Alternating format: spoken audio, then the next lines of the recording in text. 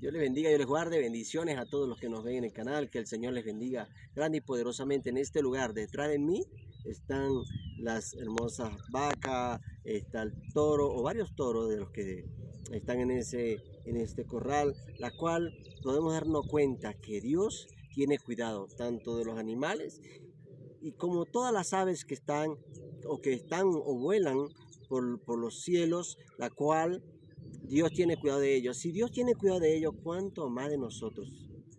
Debemos aumentar la fe, porque el Señor, si tiene cuidado de ellos, más cuidado va a tener de ti. Amén, bendiciones, Dios te bendiga.